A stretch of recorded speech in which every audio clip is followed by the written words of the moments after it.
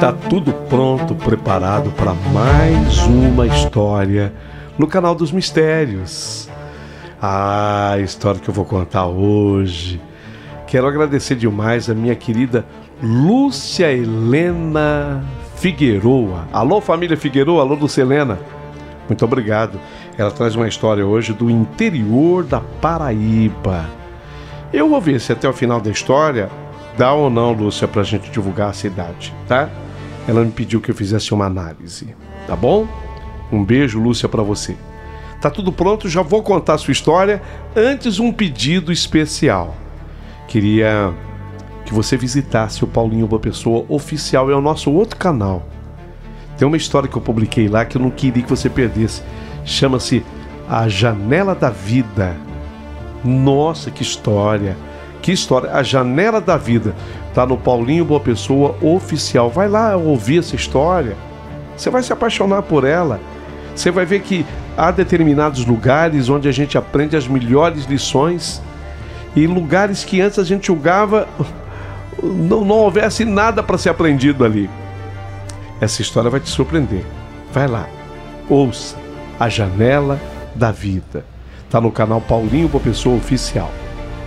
Aqui nesse canal, eu quero pedir a você que se inscreva no canal, que mande o teu joinha, o teu positivo. Sim, isso é de uma importância fundamental para o canal. E quero lhe pedir mais. Quero que você se torne membro do canal do Paulinho Boa Pessoa. Posso contar com você? Do fundo do coração, eu lhe agradeço. Eu agradeço por ter amigos. Muito obrigado, meu amigo. Muito obrigado, minha amiga. Isso posto, prepare o seu coração para as coisas que eu vou contar. Porque a história escrita por Lúcia Helena Figueroa, ela que traz essa história do interior da Paraíba, aqui no canal dos Mistérios, acabou de começar.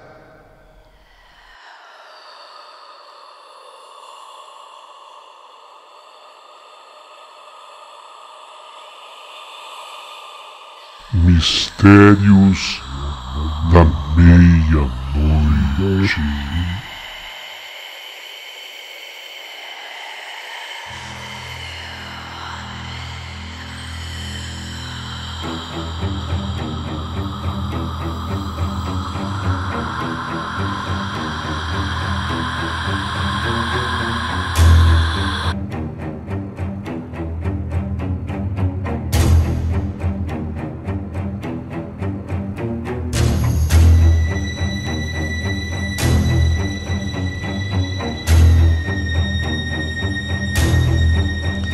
Meu querido amigo Paulinho Boa Pessoa, o meu nome é Lúcia Helena Figueroa e hoje eu quero trazer uma história acontecida no interior da Paraíba. E aconteceu com aquela moça de nome Solange. Eu vou contar nos detalhes e tenho certeza de que muita gente vai se admirar. Essa jovem, a Solange, ela era muito dedicada. E essa moça tinha aprendido algo com a avó dela. Fielmente, todas as manhãs, ela ia assistir à missa de um padre chamado Padre Gonzaga, isso no interior da Paraíba. Toda manhã ela ia, todas as manhãs, ininterruptamente a Solange estava lá. Até que na manhã daquele 13 de agosto de 1982, o Padre Gonzaga, já muito debilitado com a cegueira, a idade muito avançada, ele também tinha um problema macular nas vistas. Ele já não conseguia mais realizar as missas, motivo pelo qual naquela manhã veio um novo padre.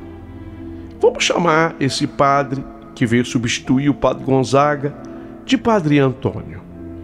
O Padre Antônio, ele era um jovem idealista, ele sonhava em mudar o mundo com as suas mensagens de amor, fé e muita esperança. Assim que o Padre Antônio ele começou a ministrar as missas ali naquela cidade do interior da Paraíba, a jovem, a Solange, que estava lá, que, como eu havia dito aqui, uma moça exemplar, seguidora dos ensinamentos da avó, ela não conseguia tirar os olhos daquele belo padre, que é o Padre Antônio, um moreno assim, alto. Ele era um padre forte, uma voz bonita, lindo par de olhos verdes que ganhavam mais destaque devido à sua morenice. A Solange não acreditava no que estava acontecendo. Afinal de contas, por quê? Pensamentos tão pecaminosos se passavam pela mente daquela moça, puramente convertida, seguidora dos exemplos da avó. Ela se perguntava a si própria: meu Deus, o que será que está acontecendo? Eu não estou conseguindo tirar os olhos desse padre novo, desse padre jovem tão lindo, Padre Antônio. Quando terminou a missa, ela não resistiu e ela foi puxar assunto com o Padre Antônio só para ter a certeza daquilo que ela estava sentindo. Aquele homem, quem era afinal? Um padre? Aquele homem era apenas mais um homem comum, um padre comum? Comum que nada. Padre Antônio atendeu a Solange, mas ele falava, sabe, com tanto ímpeto e convicção, que os olhos verdes de Padre Antônio brilhavam. E como brilhavam! E ela, a Solange, foi se iludindo, interpretando mal a maneira como o padre falava. Ele falava tanto, tanto e tão bonito. E quanto a ela? Bem, ela, com as mãos apoiadas no encosto do banco, com aquele ar de boba, apenas balançava a cabeça concordando com tudo que o padre falava. Durante uma passagem de segundo, ela calou, ficou calada, e ela, desprevenida, ficou meio que sem reação. Ela deu que ia falar alguma coisa, respirou fundo, olhou para trás e avistou o relógio. Puxa vida, ela se empolgou demais. A missa já havia terminado fazia tempo. Já passava agora de meio-dia. Meu Deus, gritou ela, o almoço do meu pai. Era para eu ter ido para casa para fazer o almoço do papai. Como num ritual todos os dias, assim que o galo começava a cantar, o pai dela, seu Ribeiro, pai da Solange, ele levantava da cama, passava um cafezinho que ele mesmo cultivava em seu pequeno sítio, colocava na velha mesa de madeira uma bandeja recheada com pão caseiro, que sua filha adorava e fazia. A manteiga era ele mesmo que fabricava para o consumo próprio e revenda num pequeno armazém. E não podia faltar o leite que a velha mimosa, a vaquinha, dava. Posta à mesa, ele acordava então a Solange para acompanhá-lo naquele humilde banquete. Assim que tomavam o café, ele ia cultivar a terra, ela cuidava de arrumar a casa, tomava um banho, pegava sua bolsa, seu terço e ia para a igreja para assistir à missa. Por volta das 9, ela já estava de volta. E ela já estava apontando de volta na estrada velha de barro. De longe, ele jogava um beijo para ela, ele dava tchau, ela entrava na casa, ligava o velho rádio de pilhas.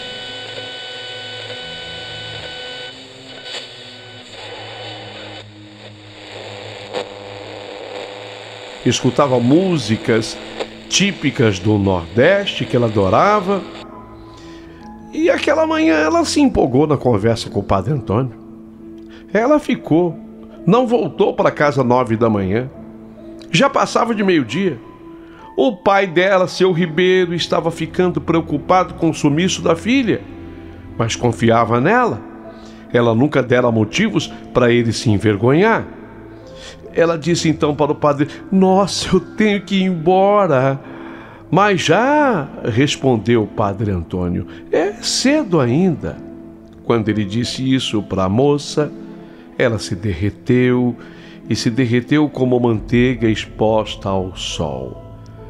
Acabou sugerindo que ele fosse almoçar na sua casa para conhecer o seu pai, que não era lá um homem muito religioso. Quem sabe o padre Antônio conseguisse convencê-lo a seguir a igreja. Ele aceitou. O padre Antônio aceitou. E lá se foram os dois, caminhando por aquela estrada deserta.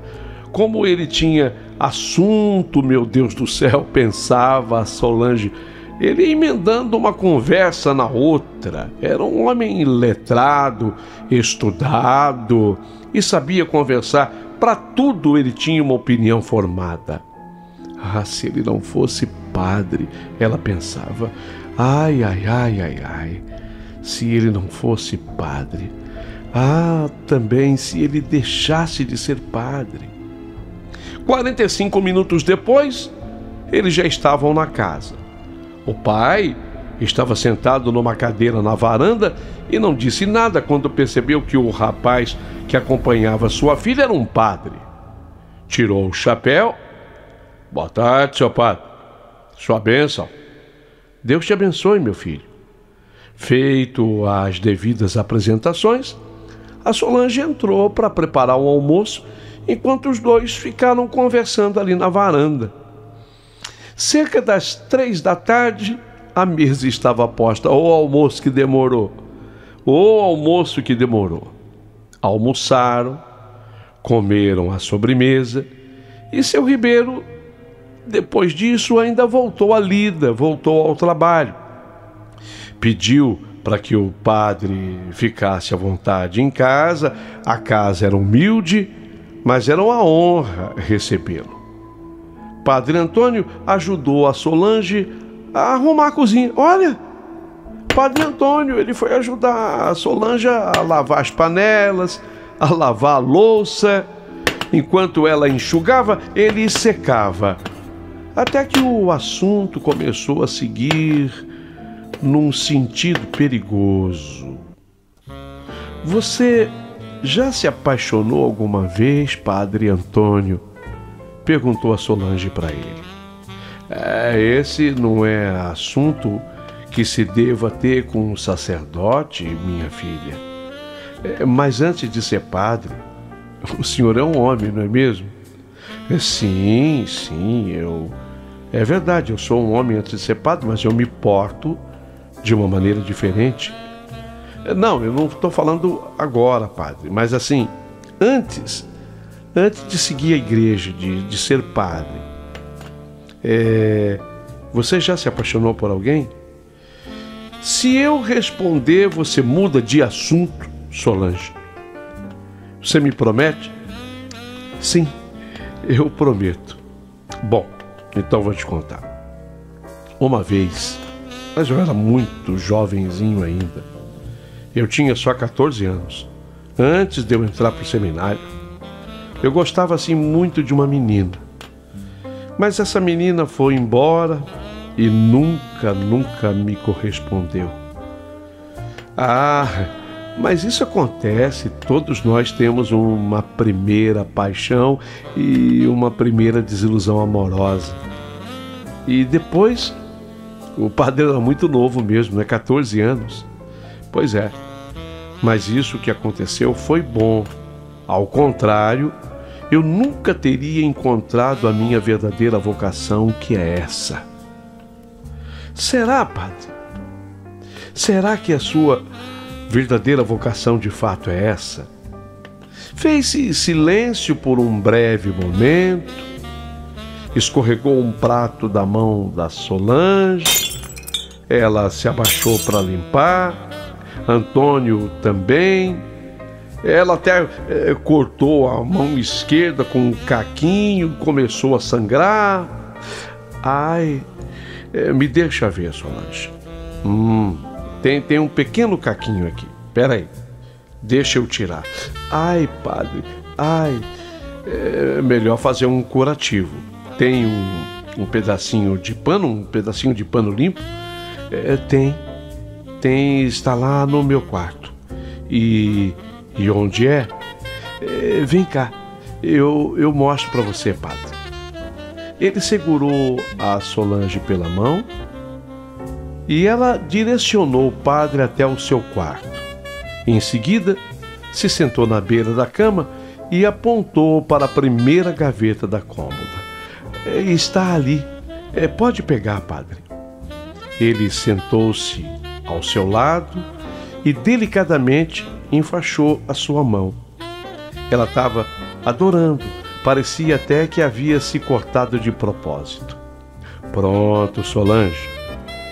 Ela mirou bem os olhos dele, sorriu e, como um agradecimento pelo curativo, beijou o rosto do padre e mais uma vez agradeceu.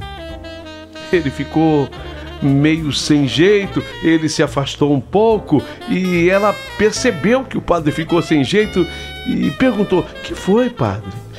Nada, eu só acho que está na hora de eu voltar para a igreja, está na hora de eu ir embora.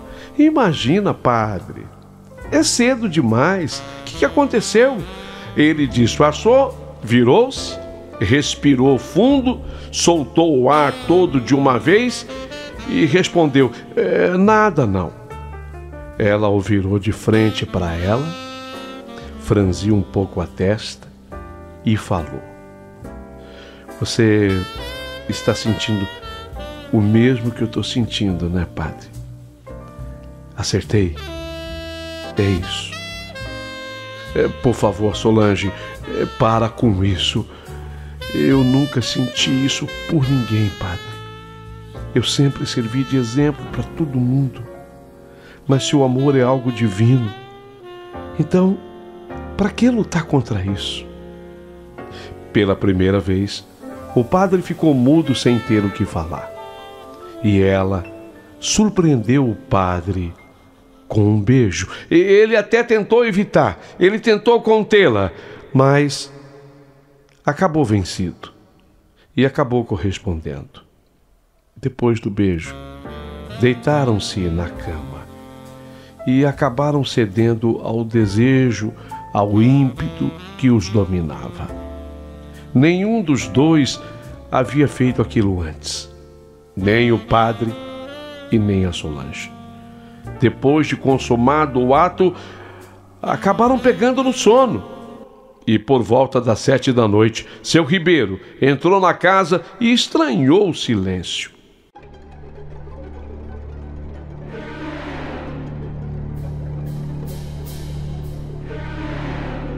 Foi até a cozinha, encontrou cacos de vidros no chão. Caminhou mais um pouco e entrou no quarto da filha, que estava com a porta aberta. Quando ele viu a cena, o padre e Solange deitados na cama: "Pela santa, o que está acontecendo aqui?" Papai, calma, papai, eu posso explicar." "Explicar o quê? E o senhor, seu padre? Se fazendo de santo?" "Papai, calma. Eu posso explicar, papai." "Explicar o quê, Solange? Você não é mais minha filha. Que vergonha, meu Deus. Que vergonha, que desgraça é essa?" "Mas, papai..." O seu Ribeiro interrompeu a filha, dando-lhe um tapa na face direita que, de tão forte, acabou jogando-a no chão. Ela começou a chorar, sem demonstrar nenhum tipo de arrependimento. Sem demonstrar nenhum arrependimento, seu Ribeiro mal deixou que a filha e o padre se vestissem e, xingando muito, os expulsou de dentro da casa, jogando-os no quintal, apontando o dedo indicador direito para cima e mencionando as seguintes palavras: "Filha desonrada, a partir de hoje, por ter se deitado com um padre, assim que aparecia no céu uma lua como essa, você estará condenada a vagar pela noite como uma besta rodeada de terror."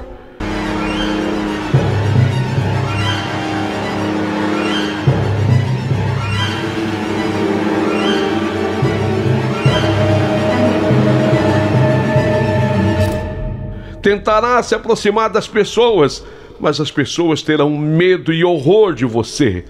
E quanto ao senhor padre sem vergonha, sofrerá também o tormento eterno em vida, por ter cometido tamanho pecado. Nunca terá paz. E digo-lhe mais: o Senhor haverá de destruir aquela a quem o Senhor tomou.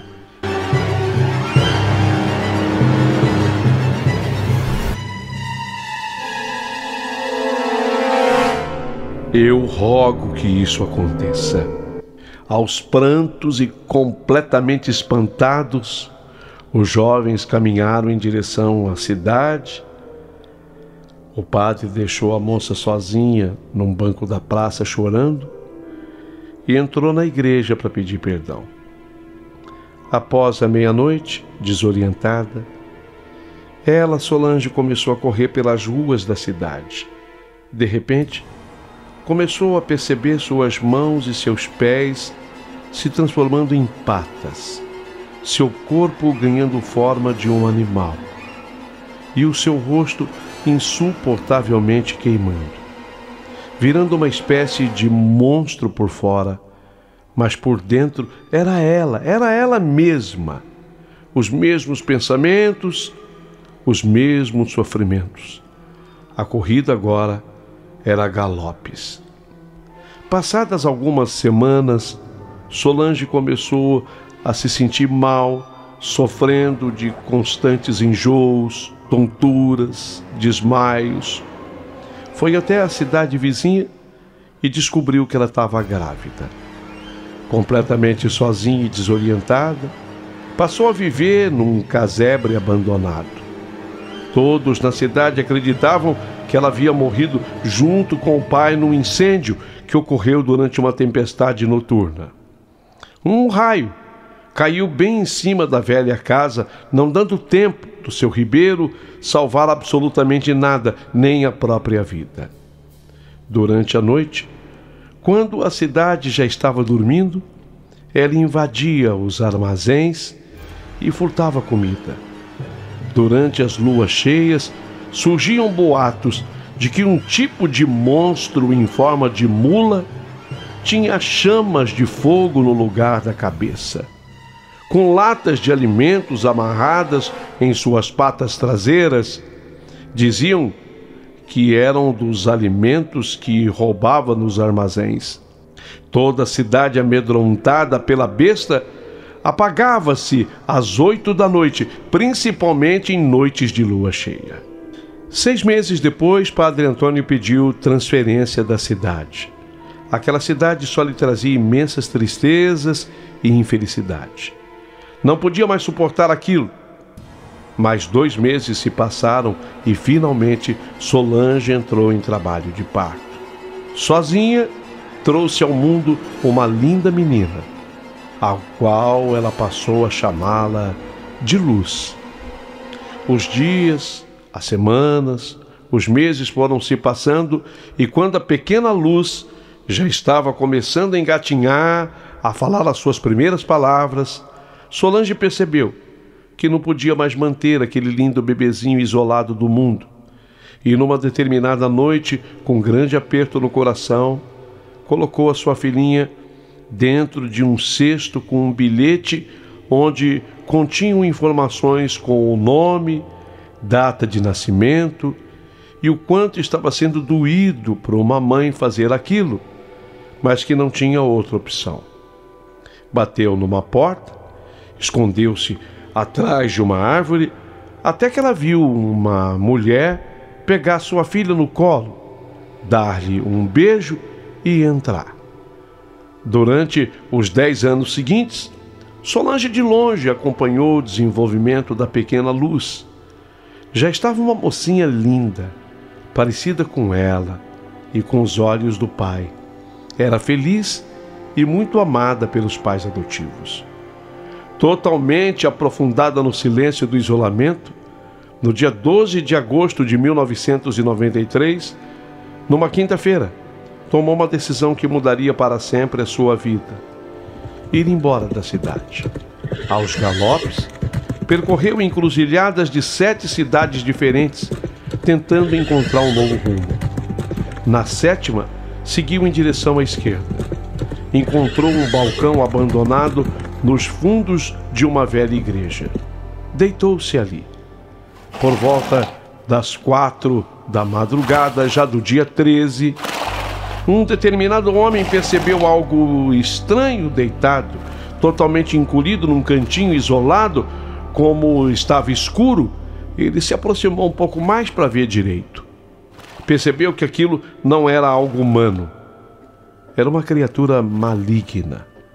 Correu para a sacristia, pegou uma cruz, uma imagem e um punhal de prata. A única coisa que encontrou para deter a criatura. Voltou em passos leves, ainda no escuro, para não chamar atenção.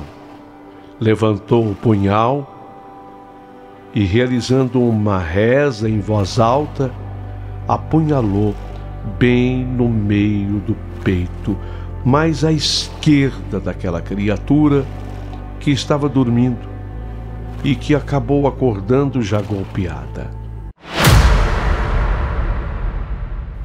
Começou a se contorcer, de modo que as chamas atingissem um pedaço de pau, clareando o ambiente. Alguns segundos depois, por ter perdido muito sangue, começou a enfraquecer e a voltar à sua forma humana. Ainda com os olhos abertos, ela olhou para aquele homem. Padre Antônio? Padre Antônio, é você?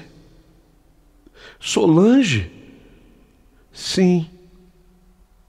Assustado, rapidamente sentou-se ao seu lado, a pegou no colo e começou a chorar. O que foi que eu fiz, Solange? O que foi que eu fiz? Fala comigo, Solange. Padre, eu nunca fiz mal a ninguém. O meu único erro foi amá-lo. O meu único erro foi esse. Eu sei, Solange. Eu também nunca esqueci. Eu amo você. Ouvindo isso, já fechando os olhos, ela apenas agradeceu, virou o rosto e morreu. Desesperado, Padre Antônio a beijou, tentou fazê-la voltar à vida, tentativas em vão. Carregando-a em seus braços, ele abriu um túmulo no local onde ela morreu, enrolou-a num lençol branco e a enterrou ali mesmo, no fundo da igreja.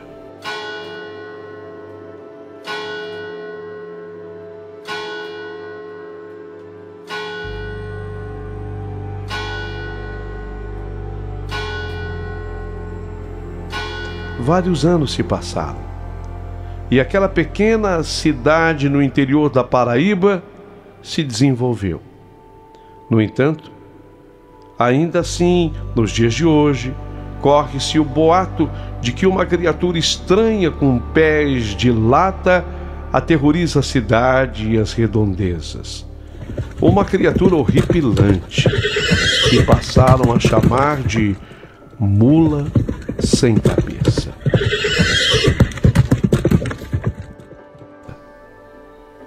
Olha, essa era a história que eu tinha para contar. Naturalmente eu não vivi isso e nem vi.